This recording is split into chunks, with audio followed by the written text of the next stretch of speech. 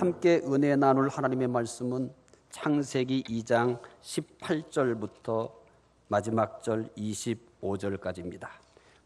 구약 첫 번째 책입니다. 3쪽에 있는 말씀입니다.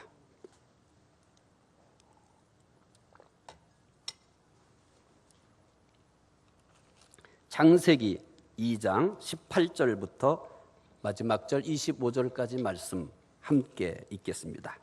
여호와 하나님이 이르시되 사람이 혼자 사는 것이 좋지 아니하니 내가 그를 위하여 돕는 배필을 지으리라 하시니라. 여호와 하나님이 흙으로 각종 들짐승과 공중의 각종 새를 지으시고 아담이 무엇이라고 부르나 보시려고 그것들을 그에게로 이끌어 가시니 아담이 각 생물을 부르는 것이 곧 그 이름이 되었더라. 아담이 모든 가축과 공중의 새와 들의 모든 짐승에게 이름을 주니라. 아담이 돕는 배필이 없으므로 여호와 하나님이 아담을 깊이 잠들게 하시니 잠들매 그가 그 갈빗대 하나를 취하고 살로 대신 채우시고 여호와 하나님이 아담에게 취하신 그 갈빗대로 여자를 만드시고 그를 아담에게로 이끌어 오시니 아담이 이르시되 이는 내 뼈 중에 뼈요 살 중에 살이라. 이것을 남자에게서 취하였은즉 여자라 부르리라 하니라.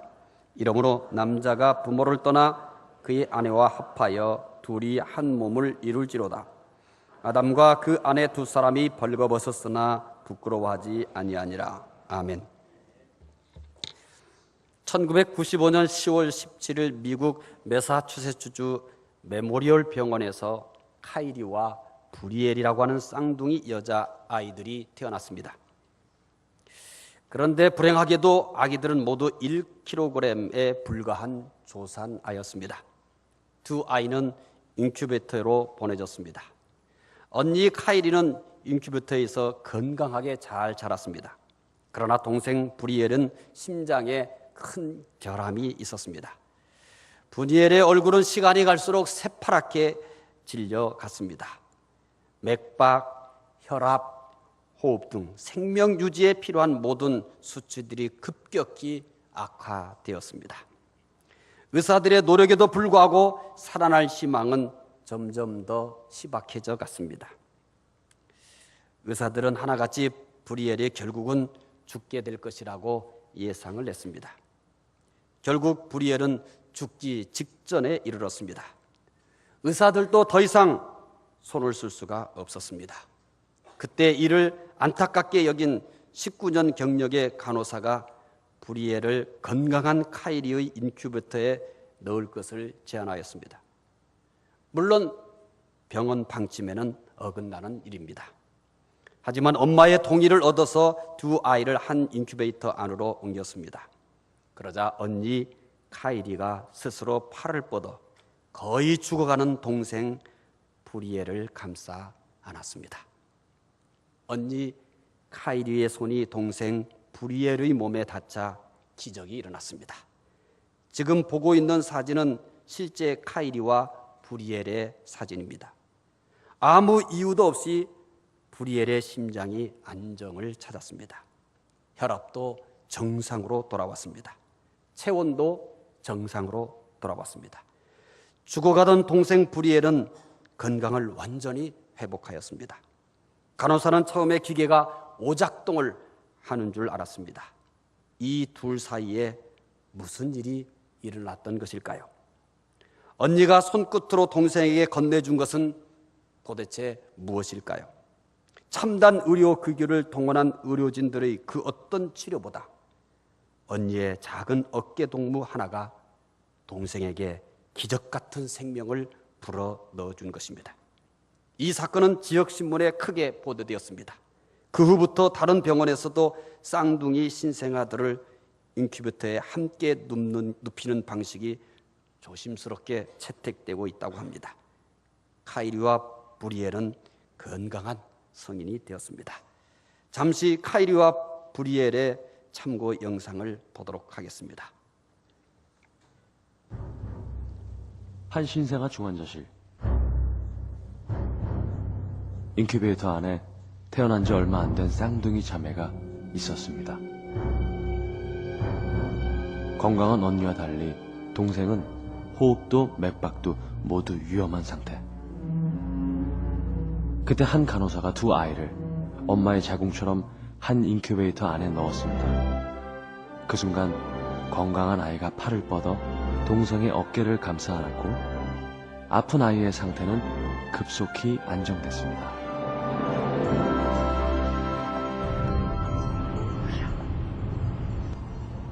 이 이야기는 동화가 아닌 실화입니다.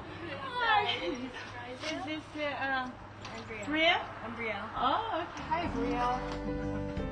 11년 전 미국 전역을 감동시켰던 이야기, 생명을 구한 포옹. 그 주인공들인 카이리와 브리엘은 누가 아팠던 아이인지 알아볼 수 없을 정도로 둘 다 건강하게 자랐습니다. These women are older. Yeah, but we're the same height though. 5'1". We're the same height. See? You guys the same height? Yeah.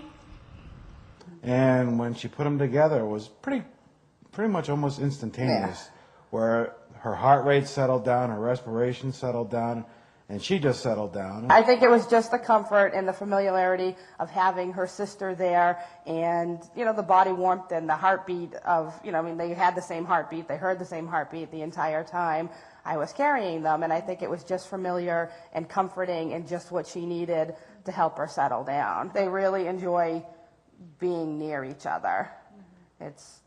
They're the best of friends. They really are. 임신 7개월 만에 태어난 카이리와 브리엘. 한때 위독했던 브리엘은 언니 카이리와 한 인큐베이터를 사용하면서 건강이 회복됐다고 합니다. 44. 6살이 돼서야 사연을 알게 된 브리엘. 그때부터 언니 카이리를 자신을 구한 영웅이라고 부릅니다. That's Kyrie, and that's Bria. Oh, I see. 생후 18개월까지 같은 침대에서 자란 쌍둥이. 이후 각자의 침대를 마련해 줬지만 지금도 같은 침대에 자는 걸 좋아합니다. Brielle was 3 or 4 when she used to get night terrors. She used to wake up in the middle of the night just screaming. And she was sleeping, but her eyes would be wide open and she would just walk around the house dead asleep, but screaming. I mean, she was just inconsolable. And Kyrie sat down next to her and just kind of put her hand on her and she settled down. 서로의 따뜻한 품에서 기적을 만들어낸 쌍둥이 자매. 자매의 장래 희망 역시 따뜻합니다. Because I want to help people, usually when they're really sick, and I want to reduce sickness around the world. And I like to help people because I don't want to see people hurt. Good. What about Carrie? Is it? you like animals? I love animals, and because I really want to help animals. 익숙한 누군가의 체온이 가져온 기적. 단순한 우연일까요?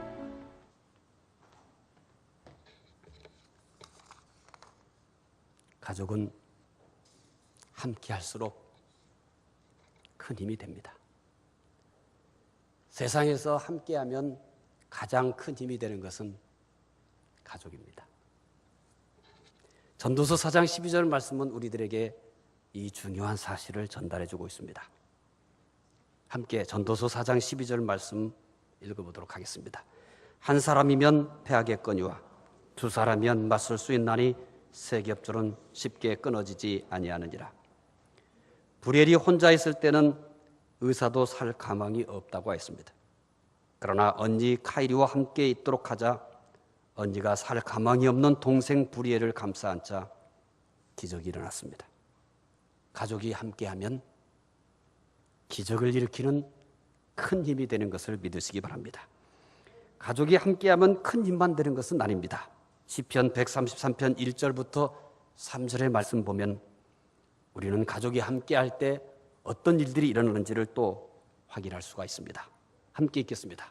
보라, 형제가 연합하여 동거함이 어찌 그리 선하고 아름다운고 머리에 있는 보배로운 기름이 수염 곧 아론의 수염에 흘러서 그의 옷깃까지 내림 같고 헐몬의 이슬이 시온의 산들에 내림 같도다. 거기서 여호와께서 복을 명령하신다니 곧 영생이로다. 가족은 함께할수록 아름답습니다. 가족은 함께할수록 행복합니다. 세상에서 가장 아름다운 것이 뭐냐고 하면 꽃이 아닙니다. 가족이 함께하는 것입니다. 세상에서 가장 행복한 것이 돈이 많은 것이 아닙니다. 좋은 집에서 사는 것도 아닙니다. 가족이 함께할 때 세상에서 가장 행복합니다. 가족이 함께해야 될 이유는 무엇일까요? 창세기 2장 24절에서 우리는 가족이 함께해야 할 이유를 발견하게 됩니다. 오늘 본문 말씀인 창세기 2장 24절을 펼쳐서 가족이 왜 함께해야 되는지를 살펴보도록 하겠습니다. 함께 읽겠습니다. 이러므로 남자가 부모를 떠나 그 아내와 합하여 둘이 한 몸을 이룰지로다. 이 말씀은 하나님께서 아담과 하와를 만드신 후 하신 말씀입니다. 하나님께서 처음 만드신 제도는 종교적인 게 아닙니다. 하나님께서 사람을 만드시고 제일 먼저 만드신 제도는 종교적 제도가 아닙니다. 가정입니다. 이 사실은 무엇을 우리에게 말씀해 주고 있습니까? 이 세상에서 인간이 존재하는 한 이 사회 구조 속에서 가장 중요하고 또 중요한 것은 가족입니다. 많은 사람들이 종교라고 생각할지도 모릅니다. 그래서 이전의 전통적 신앙은 가정이 교회를 위해서 희생하는 것을 잘했다고 했습니다. 개인이 교회를 위해서 희생할 때 믿음 좋다고 했습니다. 잘못 가르쳤습니다. 거꾸로입니다. 교회가 가정의 행복을 위해서 희생하기 있습니다. 교회가 한 사람의 행복을 위해서 섬기기 위해서 교회가 있는 것입니다. 우리 교회는 시작부터 바꿀 것입니다. 교회가 가정이 행복해질 때까지 섬길 것입니다. 교회가 여러분 한 사람 한 사람이 행복해질 때까지 섬길 것입니다. 교회의 기본적 구조를 바꾸고 있는 것입니다. 하나님이 맨 처음 만든 제도는 가족입니다. 이것이 교회의 시작입니다. 이것이 사회의 시작입니다. 이것이 국가의 시작입니다. 국가, 사회, 교회는 모두 가족에서부터 시작이 된 것입니다. 따라서 가정은 세상에서 가장 신성한 곳입니다. 여러분, 설령 독재자가 있다 할지라도 성전을 함부로 침범하지 않습니다. 성전을 침범했을 때는 종교 단체뿐만 아니라 그 나라 사람 또 다른 나라에서까지도 감당할 수 없는 비난을 받습니다. 왜냐하면 성전은 신성한 곳이기 때문입니다. 그런데 성전 못지않게 신성한 곳이 있습니다. 가정입니다.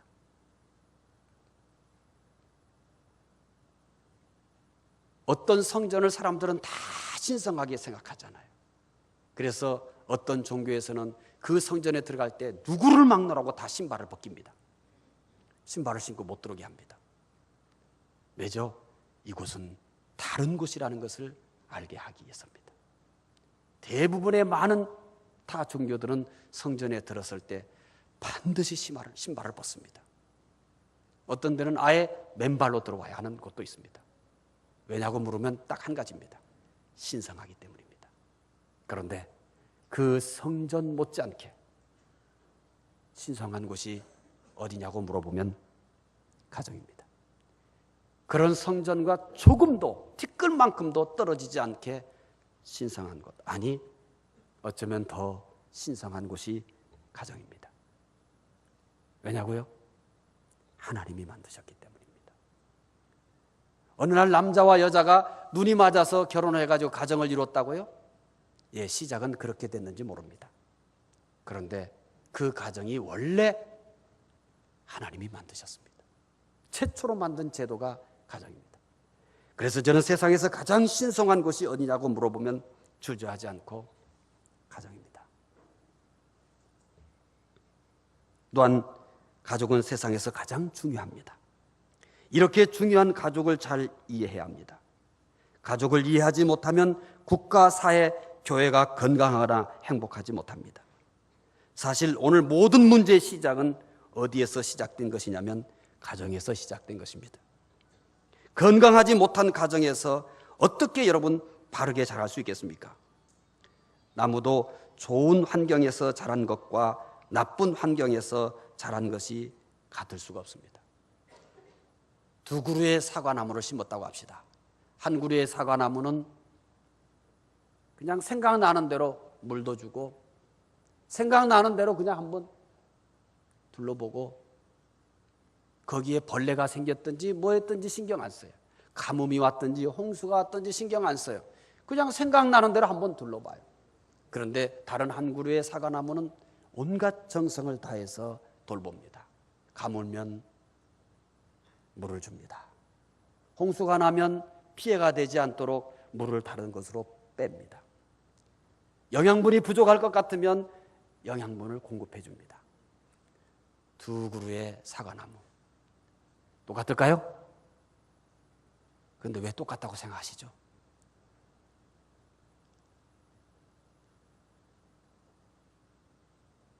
아무 생각 없이 어느 날 아이를 낳아서 아무 준비 없이 아이를 키우는 가정과 태어나기 전부터 이 아이가 어떤 아이고 이 아이를 어떻게 키워야 하는지 준비되어서 자녀를 키우는 가정과 똑같습니까? 대부분의 부모는 똑같다고 생각하는 거예요. 지금 우리 아이가 달라요? 엄마 아빠 책임입니다. 내가 봐도 좀 아니에요? 100% 엄마 아빠 책임입니다. 왜요? 아이는 어떤 존재인지 그 아이를 어떻게 키워야 되는지 준비도 하지 않고 어느 날 아이를 낳은 겁니다. 이건 뭐하고 똑같은지 아세요? 아니, 뭐보다 더 위험한지 아세요? 면허증 없는 사람이 자동차 몰고 나간 것보다 더 위험한 일입니다. 훈련도 받지도 않고 무장도 하지 않은 군인이 전쟁터에 나간 것보다 아무 생각 없이 결혼하고 아무 생각 없이 아이 낳는 것입니다. 왜냐고요? 히틀러 같은 아이가 될 수도 있기 때문입니다. 아니면 세계의 평화와 온 인류의 행복을 위해서 기여할 수 있는 인물이 될 수도 있습니다. 돌보지 않는 사과나무에서 좋은 열매를 기대하는 것은 불가능합니다. 잘 돌본 이 사과나무에서 좋은 열매 맺히는 게 당연한 것입니다. 사람은 더 예민합니다. 아이들은 훨씬 더 예민합니다. 사과나무가 더 예민합니까? 아이가 더 예민합니까? 아이가 더 예민한 겁니다.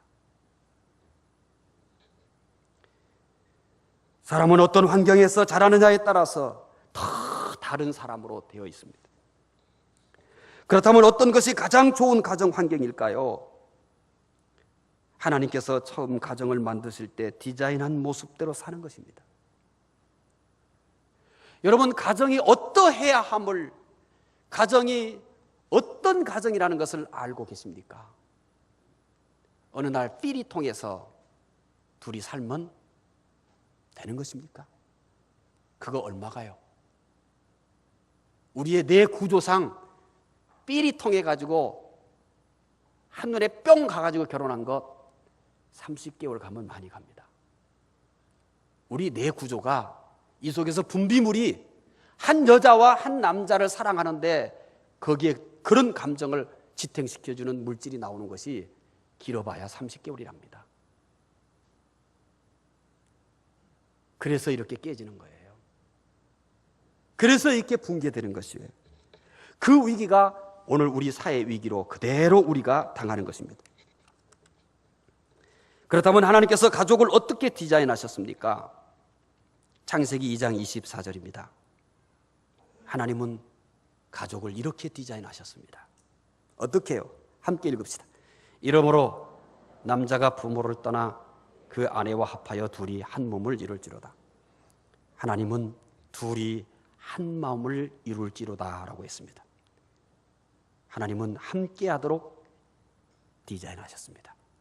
함께 하도록 디자인된 가족입니다. 함께 하도록 디자인된 가족입니다. 요즘에 여러분들에게 부쩍이나 가족에 대한 말씀을 많이 소개합니다. 여러분, 그냥 소개하는 게 아닙니다. 목회를 하면서 셀도 해보고 훈련도 해보는데 여전히 문제가 남는 거예요. 그래서 고민해 봤습니다. 그래서 자료도 수집해 봤습니다. 그리고 전문가들의 이야기도 들어봤습니다. 그리고 우리 사회는 어디로 가야 하는가? 우리가 안고 있는 이 수많은 문제들을 어디에서 풀어야만 되는가? 라고 했을 때 한결같이 귀결되는 것이 어디였냐면 가족이었습니다. 하나님은 가족을 함께 하도록 디자인하셨습니다. 따라서 가족은 항상 함께 해야 합니다. 함께 하도록 디자인된 가족이기 때문입니다. 그렇다고 가족이 항상 함께 하는 것이 쉬운 것은 아닙니다. 만약에 여러분, 하나님께서 아담과 하와를 똑같이 만들었다면 둘이 한 몸이라고 말하지 않을 것입니다.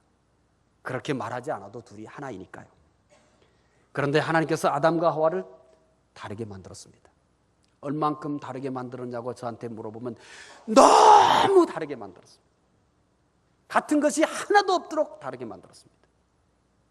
그러니까 하나님께서 둘을 향해서 둘이 한 몸이 되라고 한 것입니다. 같은 게 하나도 없어요. 어쩌면 그렇게도 달라요.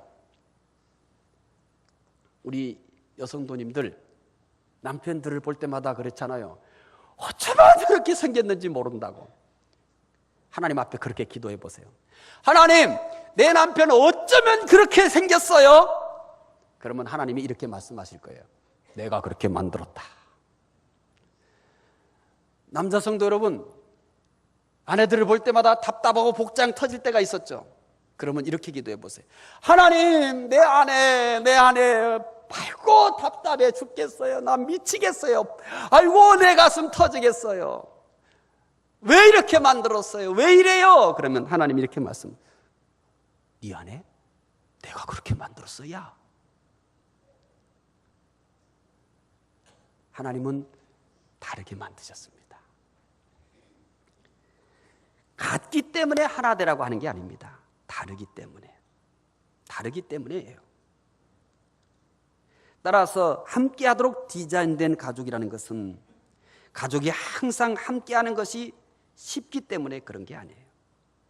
가족일지라도 서로 다른 것이 너무 많습니다. 한날 한시에 태어난 쌍둥이도 다르지 않습니까? 달라야 정상입니다. 가족이 모두 같기 때문에 함께하는 것이 아닙니다. 함께하도록 디자인된 가족이기 때문에 함께하는 것입니다. 아내와 남편이 같기 때문에 함께하는 게 아니에요. 내가 낳은 자녀와 나가 똑같기 때문에 함께하는 게 아니에요. 나를 낳아주신 부모가 내 이상과 가치와 일치하기 때문에 부모와 함께하는 게 아니에요. 다 달라요. 아내와 남편이 달라요. 부모와 자녀가 달라요. 하나님 그렇게 만드셨어요. 이렇게 다르게 만드셨기 때문에 하나님이 이렇게 말씀하시는 거예요. 함께하라. 함께하도록 디자인된 가족이기 때문에 함께해야 합니다. 가족이 함께하지 못하는 것은 그 가족이 다른 가족보다 서로 다른 점이 더 많기 때문이 아니에요. 함께하지 못하는 가족은 함께하도록 디자인된 가족이라는 사실보다 다르다는 것을 더 심각하게 생각하기 때문입니다. 다른 사람들이 부러워할 정도로 함께하기를 잘하는 가족은 다른 가족들보다 다른 점이 적거나 없기 때문이 아니에요. 그 가족은 서로 다른 점보다 함께하도록 디자인된 가족이라는 사실을 더 중요하게 여기기 때문입니다. 가족이 함께하기 위해서 서로 다른 것을 극복해야만 합니다. 어려운 것들을 참아야 합니다. 그러나 우리 주변에는 함께하도록 디자인된 가족을 너무나 쉽게 깨뜨리는 사람들이 자꾸 많아집니다. 함께하도록 디자인된 가족이라는 이 엄청난 진리를 알지 못하는 크리스찬들이 꽉 차 있습니다. 어쩌면 오늘 예배에 참석한 여러분들도 이 말씀, 이 진리를 심각하게 듣는 것이 태어나서 처음인지도 모릅니다. 모태신앙이고 수십 년 동안 신앙생활을 했음에도 불구하고 함께하도록 디자인된 가족이라는 이 진리를 처음 듣는 분도 있을지도 모릅니다. 이게 기독교의 수준입니다. 이게 교회의 수준입니다. 함께하도록 디자인된 가족이라는 이 엄청난 진리를 알지 못하는 사람들은 못마땅하면 주저하지 않고 서로 비난하고 손가락질합니다. 그 결과는 무엇입니까? 가족이 유리처럼 깨져버리고 마는 것입니다. 함께하도록 디자인된 가족이라는 이 사실, 이 진리 앞에 순종하면서 가족을 함께 만드는 이 가족은 어떤 금속보다도 튼튼합니다. 하지만 함께하도록 디자인된 가족이라는 사실보다 다르다는 것을 더 중요시 여기고 다르다는 것을 더 심각하게 생각하고 서로를 향해서 손가락질하고 서로를 향해서 끊임없이 판단하고 정죄하는 가족은 유리처럼 쉽게 깨지는 가족입니다. 그리고 그 대부분의 사람들은 상대방이 깨뜨렸다고 열변을 토합니다. 믿는 사람들은 상대방이 깨뜨렸다고 아무리 열변을 토해도 그것은 답이 아닙니다. 왜냐하면 하나님께서 가족을 함께하도록 디자인하셨기 때문입니다. 그런데 더 심각한 문제가 있습니다. 함께하도록 디자인된 가족을 깨뜨린 사람들은 자기 가족을 깨뜨리는 것으로 끝나지 않습니다. 그는 끊임없이 다른 모임에서도 깨뜨리는 행위를 합니다. 셀을 깨뜨리는 행위를 합니다. 교회를 깨뜨리는 행위를 합니다. 사회를 깨뜨리는 행위를 합니다. 그는 끊임없이 다른 사람을 탓하고 다른 사람을 헐뜯기를 중단하지 않습니다. 그가 잘하는 것은 무엇이든지 깨뜨리는 것을 제일 잘합니다. 그는 다른 사람이 하는 것은 모두 틀렸다고 합니다. 다른 사람이 하는 것은 모두 못마땅한 것뿐입니다. 그는 다른 사람을 품을 줄 모릅니다. 다른 사람이 허물을 덮어줄 줄도 모릅니다. 물론 그가 완전하기 때문이 아닙니다. 또한 그가 다른 사람들보다 바르기 때문도 아닙니다. 그는 오히려 다른 사람보다 못한 것이 더 많습니다. 사실 실수도 더 많습니다. 또한 허물도 더 많습니다. 못난 게 훨씬 더 많아요. 그런데도 그는 왜 이렇게 끊임없이 다른 사람을 헐뜯고 비난할까요? 그는 상처를 입었기 때문입니다. 이 상처는 모든 것을 삐뚤어지도록 보게 합니다. 모든 것이 틀려 보이게 합니다. 어떻게 해야 이 상처를 치료할 수 있을까요? 함께하도록 디자인된 가족이 깨진 데서 생겼기 때문에 함께하도록 디자인된 가족이 회복되어야만 합니다. 가정에서 함께하는 것부터 배워야 합니다. 그러나 우리의 현실은 말하기를 배우는 것, 글쓰기를 배우는 것, 셈하는 것, 영어를 잘하는 것, 그것을 최우선순위에 둡니다. 여러분, 이제부터 우리의 가정에서는 함께하는 것을 가장 소중하게 여기시기를 바랍니다. 함께하기 위해서는 양보하는 것을 배워야 합니다. 함께하기 위해서는 참는 것도 배워야 합니다. 함께하기 위해서는 용서하는 것을 배워야 합니다. 함께하기 위해서는 덮어주는 것을 배워야 합니다. 함께하기 위해서는 어떤 희생도 가치가 있다는 것을 배워야 합니다. 가족이 함께하기 위해서 어떠한 희생을 해도 그 희생은 정말 가치가 있습니다. 우리의 신앙을 지키기 위해서 우리가 순교를 한다면 그 순교는 모든 사람들이 감동하는 가치 있는 죽음 아닙니까? 가정이 함께 할 수 있도록 지키기 위해서 내가 희생했다. 그 희생은 정말 아름다운 희생입니다. 무가치한 희생이 아닙니다. 가장 가치 있는 희생 중에 하나가 가정이 함께 하기 위해서 희생하는 것입니다. 가족이 함께하는 것보다 중요한 것은 없습니다. 하루는 시집간 지 얼마 안 된 새색 씨가 밥을 짓다 말고 부엌에서 흐느끼고 있었습니다. 남편이 이것을 보고 왜 그러냐고 이유를 물었습니다. 그러자 이 새색 씨는 밥을 태웠기 때문이라고 하였습니다. 그러자 남편이 오늘은 바빠서 물을 내가 조금밖에 길어오지 못했기 때문에 물이 부족해서 밥이 탄 것이라고, 자기 잘못이라고 이렇게 아내를 위로했습니다. 그런데 이 말을 들은 아내는 울음을 그치기는 가장 더 어깨를 갖다 들썩이면서 더 흐느껴 웁니다. 이 남편의 말에 감격을 했기 때문입니다. 당신이 밥을 태운 것은 내가 바빠가지고 물을 조금밖에 길러다 주지 않아가지고 물이 부족해서 밥이 탄 거라고, 내가 잘못했다고, 당신 잘못이 아니라고 이렇게 아내를 위로하고 다독이니까 아내는 감격해서 더 흐느껴 울었습니다. 부엌 앞을 지나가던 시아버지가 이 광경을 보고 또 이유를 물었습니다.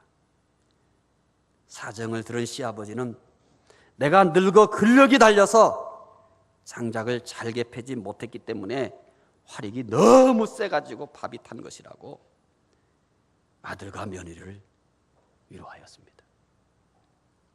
이 작은 소동을 다 들은 시어머니가 나와서 이제는 내가 늙어서 밤 냄새도 못 맡아서 밤 내려놓을 때를 알려주지 못해서 밥이 탔다고 자기 잘못이라고 며느리를 감싸줬습니다. 이게 가족입니다. 왜 함께 하지 못합니까? 여러분, 이렇게 함께 하는 것을 소중히 여기는 가족은 덮어주고 품어주고 사랑해줍니다. 똑같이 밥을 탄 가족일지라도 함께 하는 것보다 밥 탄 것이 더 심각한 가족은 그날 저녁에 밥 못 먹었어요. 그날 저녁에 잠도요 서로 등지고 잤을 거예요. 신랑과 신부도 등지고 잤을 것이고요, 시아버지와 시어머니도 등지고 잤을 거예요. 그날 집안 완전히 그냥 엉망이 되어버렸을 거예요. 똑같은 문제입니다. 그런데 꼭 가정을 깨버리고 심각하게 만든 사람들은 뭐라고 얘기하는지 아세요? 자기는 그렇게 할 수밖에 없는 심각한 문제가 있었다고 생각하는 거예요. 여러분, 아니에요. 아니에요. 어떤 분이 이런 이야기를 해요. 요즘에 우리 기독교 명문 가문 세워가기 하고 자꾸 가족을 여러분들 세워가려고 하잖아요. 그랬더니 이렇게 얘기해요. 목사님을 너무 늦게 만나서 후회스럽고, 두 번째 얘기는 목사님 왜 이제서 그거 하는 거예요? 그래요. 나도 이제서 깨달아서 그래요. 내가 일찍이 알았으면 일찍부터 그렇게 하지. 근데 이제서 깨달았다니까? 이제서 깨달았어요. 그러니 나도 지금 우리 아이들을 제대로 만들어가기 위해서 애를 쓰고 있는 거예요. 땀을 흘리고 있는 거예요. 여러분 모르지만 나도 등골에 땀 흘리면서 이거 내 몸에 맞지 않는 거, 이거 안 하는 거 열심히 하고 있어요. 제가 일찍 알았으면 이렇게 하겠어요? 벌써부터 했지. 이제 알았어, 이제 됐어요? 그랬더니 씩 웃고 말아요. 그래도 난 감사해요. 지금이라도 깨달았으니까. 죽기 전에 알았으니 얼마나 감사해요. 여러분도 저 원망하지 말아요. 왜 이제서 가르치냐고. 이제대로 배우니 얼마나 감사해요. 이제라도 저 만났으니 얼마나 감사해요. 그렇죠? 예, 탓하지 말아요. 우리도 함께 해야 되니까. 함께 하도록 디자인된 가족입니다. 함께 하도록 디자인된 가족이기 때문에 모든 것을 품어야 합니다. 모든 것을 덮어줘야 합니다. 가족이 함께하는 것은 세상에서 그 무엇보다 소중하기 때문입니다. 가족이 함께하는 것은 돈보다 귀한 줄 믿으시기 바랍니다. 여러분, 부모 여러분, 돈보다 귀해요. 그런데 가족보다 돈 먼저 쫓아가는 가족이 얼마나 많은지 알아요? 돈은 있는데 가족이 없는 사람 많아요. 어떤 가족이요? 성경이 디자인한 가족 말이에요. 살긴 살긴데 모래알처럼 살아요. 남이 아닌 것 같지만 사실은 남보다 못하게 그냥 그렇게 집에서 사는 사람도 있어요. 가족이 함께하는 것 돈보다 귀한 줄 믿으시기 바랍니다. 가족이 함께하는 것 일보다 귀한 것을 믿으시기 바랍니다. 일이 바빠서 일하기 위해서 내 가족이 이렇게 됐다, 나 가족 못 돌봤다, 우리 아이들 제대로 한번 품에 안고 기도도 못 해봤다, 우리 아이들하고 대화 한번 못 해봤다, 영웅처럼 얘기하지 말아요. 못난 짓 하셨어요. 잘못 사신 거예요. 어떤 목사님이 이렇게 얘기해요. 그분은 3만 명이 넘는 교회를 만들었어요. 그분이 죽으면서 제일 후회한 게 뭔지 아세요? 자기는 평생 자기 아이를 낳아서 자기 아이를 자기 무릎에 앉혀본 일이 없대요. 자기 무릎에 앉혀본 일이 없대요. 왜요? 3만 명의 교회를 일구기 위해서 그렇게 자기 자녀 무릎에 앉히고 재롱 피고 봐가지고 될 것 같아요? 못 될 것 같아요? 안 돼요, 여러분. 이것도 잘 안 되잖아, 우리. 근데 난 3만 명 안 할래. 우리 아이들 내 무릎에 앉히고요, 우리 큰놈 빨리 장가 가라고 그래요. 그리고 빨리 아이 낳아. 그 아이 나한테 줘라 그랬어요. 내가 키운다. 왜냐하면 너희들 키울지 몰라. 처가에 맡겼다가 큰일 난다. 아예 결혼할 때부터 아이는 우리 엄마 아빠가 키운다고 그랬다. 저녁이나 데려가라. 왜냐하면 저는 이제 어떻게 키워야 될지 알기 때문에 그래요. 이제 정말 명품을 하나 만들어내려고 그래요. 그래서 빨리 낳아. 요즘은 계속 스트레스를 줘가지고 너무 스트레스 주면 저기 곤양에 있는 집에 안 올까 봐 이제 싹간 풀어줬어요. 에이 냈더라. 그러다가 안 오면 어떻게 할 거야. 그러잖아요. 멀어서 안 온다고 하는데 뭔 말이 맞겠어요. 거기서 예배 드린다고 하는데. 그러니까 요즘은 조금 이렇게 풀어주고 있어요. 빨리 해서 많이 나라. 여러분, 가족이 함께하는 것은 명예보다 귀합니다. 돈 벌었어요. 일했어요. 명예 얻었어요. 거기서 다 내려옵니다. 요즘 5, 60이면 은퇴해요. 100세 시대예요. 어디 쓸 거예요, 이제? 여러분, 돈과 일과 명예를 위해서 평생을 살다가 그만두니까 어디 들어왔어요? 왜 거기 들어와, 이제 사? 계속 그렇게 살아. 여러분, 50년 이상을 어디서 살아야 돼요? 다른 할 일도 없이 어디서 살아야 돼요? 가정에 계셔야 돼요. 착각하지 마세요. 가정을 위해 돈을 벌어야 돼요. 가정을 위해 일을 해야 돼요. 돈을 위해서 가정을 버리지 마시고 일을 위해서 가정을 버리지 마세요. 왜요? 가정이 함께하는 것보다 중요한 것은 없기 때문입니다.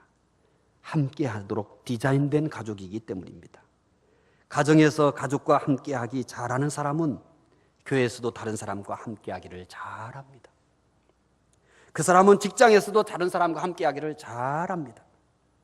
그 사람은 어디서든지 다른 사람과 함께하기를 잘합니다. 그런데 늘 다른 사람을 헐뜯고 셀에 대해서 헐뜯고 교회에 대해서 헐뜯고 직장에 대해서 헐뜯는 사람 가정 들어가 보면 잘할까요? 제일 못해요. 아니, 할 줄도 몰라요. 그러면서 교회는 이래야 되고 회사는 이래야 된다고 셀은 이래야 된다고 떠들고 다니는 거예요. 가정 한번 들어가 볼까요? 몰래 카메라 한번 만들어 볼까요? 어떻게 하고 있는지? 제일 못난 짓 하고 있어요. 그런 사람일수록. 그런 사람일수록 제일 못난 짓 하고 있단 말이에요. 여러분, 가정에서 함께하기를 잘하는 사람은 어디서든지 다른 사람과 함께하기를 잘해요. 아내와 남편이 서로 품을 수 있습니다. 우리 아이들이 허물이 많고 약점이 많고 뛰어나지 않지만 이들이 내 아이임에 대해서 감사하고 끌어안을 수가 있습니다. 여러분, 아이들 다 이쁘잖아요. 저는 우리 아이들을 주신 것에 대해서 여러분도 감사하지만 너무너무 감사해요. 뛰어나지 않지만 내게 제일 어울리는 자녀를 줬다고 저는 믿어요. 우리 가정에 감당할 수 없는 아이들을 선물로 줬다고 생각해요. 내가 감당할 수 없는, 내가 하나님께 한 것보다는 너무 더 큰 은혜를 우리 아이들을 줬다고 생각해요. 그래도 늘 감사해요. 하나님은 우리의 아버지이십니다. 그래서 하나님은 우리가 함께하도록 디자인된 가족이 깨지는 것을 용납할 수 없습니다. 하나님은 우리와 함께 하시기에 외아들을 세상에 보내셔서 우리 죄를 대신해서 죽게 하셨습니다. 왜요? 왜요? 왜 그렇게 하셨어요? 하나님과 우리는 가족이었어요. 하나님은 창조주, 우리는 피조물일 뿐 그런 관계가 아니었어요. 왜냐하면 하나님을 우리를 뭐라고 부르게 만들었어요? 아버지라 부르게 했어요. 어디 종교에서 찾아볼 수 있어요? 어디 종교에서 절대자 하나님을 신을 아버지라 부릅니까? 기독교밖에 없습니다. 그런데 우리가 하나님을 거역한 거예요. 우리가 하나님과 같이 되려고 반란을 일으킨 거예요. 그래서 하나님과의 관계가 깨져버리고 원수가 되어버렸어요. 그러나 하나님은 우리와 하나됨을 함께하는 이 가족의 틀을 깨기 싫었던 거예요. 그래서 선택한 것이 뭐냐면 외아들을 이 세상에 사람으로 보내시고 인간의 죄를 대신해서 십자가에 죽게 하셨습니다. 그리고 깨져버린 가족을 다시 회복시키셨어요. 그리고 하나님을 향하여 다시 아버지라 부르게 하셨어요. 그리고 우리를 향해서 그래, 내 사랑하는 아들아, 내 사랑하는 딸아, 이렇게 가족으로 바꿔주셨습니다. 임마누엘의 하나님이십니다. 임마누엘이 뭡니까? 함께하는 거예요. 하나님 왜 계십니까? 우리와 함께하기 위해서. 우리가 손을 댈 수 없는 것, 우리가 도저히 미치지 않는 그곳에만 계시는 하나님이 아니요, 우리와 함께하기를 제일 좋아하시는 하나님이에요. 하나님께서 세상에서 제일 좋아하는 게 뭔지 아세요? 그가 만드신 우리와 함께 하시는 것입니다. 그래서 그분을 가리켜 뭐라고 부릅니까? 임마누엘이라. 그리고 인간의 가족인 우리들도 하나님이 뭘 제일 좋아하세요? 함께하는 것. 그래서 함께하도록 디자인된 가족입니다. 가족은 항상 함께해야 합니다. 가족은 어떤 일이 있어도 함께해야 합니다. 함께하지 못하도록 방해하는 것을 다 이겨야 합니다. 함께하기 위해서는 어떤 희생도 기뻐해야 합니다. 함께하도록 디자인된 가족이기 때문입니다. 기도하겠습니다. 하나님, 세상은 가족을 깨뜨리고도 그것을 웃음거리처럼 매스컴을 통해서 이야기합니다. 너무 막대문 세상입니다. 가정이 얼마나 신성한 것인가를 알지 못하는 수많은 무지한 인간들이 가족을 깨뜨려 놓고 그것을 웃음거리 삼아서 이야기하는 이런 악한 시대가 되어버리고 말았습니다. 하나님, 성전이 신성한 곳이듯 세상에서 가장 신성한 곳이 가정인 것을 믿습니다.